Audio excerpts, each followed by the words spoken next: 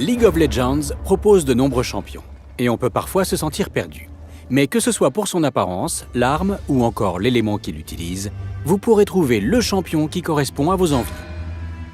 Mais la raison principale dans le choix des champions est bien entendu le style de jeu de chacun d'eux. Il existe 6 catégories de champions: les assassins, les tanks, les combattants, les mages, les tireurs et les supports.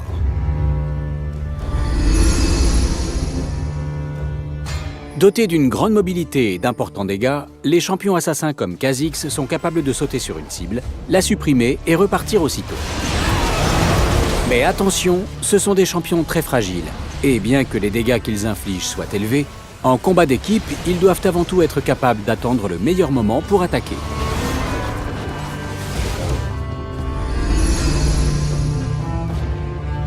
Les tanks comme Maokai sont des champions dotés de compétences qui leur permettent de prendre des coups pour leurs alliés et d'engager un combat. De plus, ils disposent toujours d'une capacité de soin ou d'absorption de dégâts, les rendant capables de subir les feux adverses sans vaciller.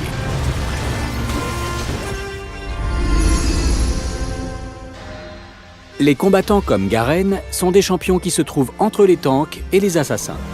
Mais ils ne remplacent en aucun cas l'un ou l'autre. Chacun de ces champions est le résultat d'un mix unique entre la mobilité, les dégâts et la survivabilité. Peu importe le champion, le combattant veut profiter de cette force pour attaquer les cibles fragiles lors d'un combat d'équipe, forçant ainsi les adversaires à se concentrer sur lui pendant que ses alliés infligent un maximum de dégâts sur l'équipe ennemie.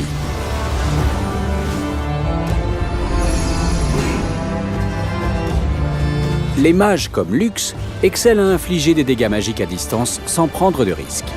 Mais le manque de mobilité et la fragilité de ce type de champion les obligent à rester derrière lorsqu'un combat commence. Il faut donc rester le plus en retrait possible, utiliser ses sorts de contrôle pour maintenir les champions ennemis éloignés et infliger un maximum de dégâts sur l'équipe ennemie.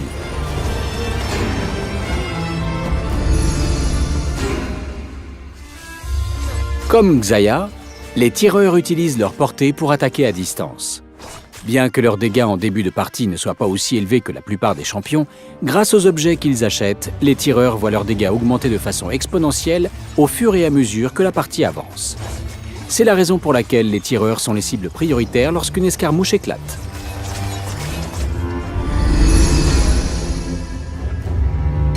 Les supports ont pour rôle d'apporter du soutien et de la vision à leurs équipes. La diversité de champions permet de jouer de nombreux styles de jeu différents. Karma peut, grâce à ses compétences, infliger des dégâts à distance à ses adversaires, tout en protégeant son ou ses alliés. Braum peut sauter sur ses compagnons pour bloquer les attaques à l'aide de son bouclier, et avec ses autres compétences, il peut ralentir et assommer les adversaires pour qu'ils soient plus faciles à tuer.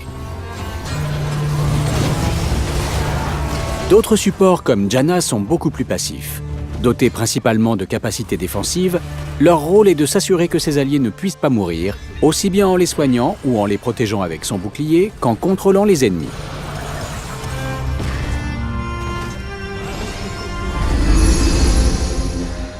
Chaque semaine, une rotation vous permet d'essayer gratuitement un échantillon de 14 champions. En essayer un maximum dans les différentes catégories vous permettra de trouver votre rôle de prédilection ainsi que vos champions favoris dans chacun d'eux.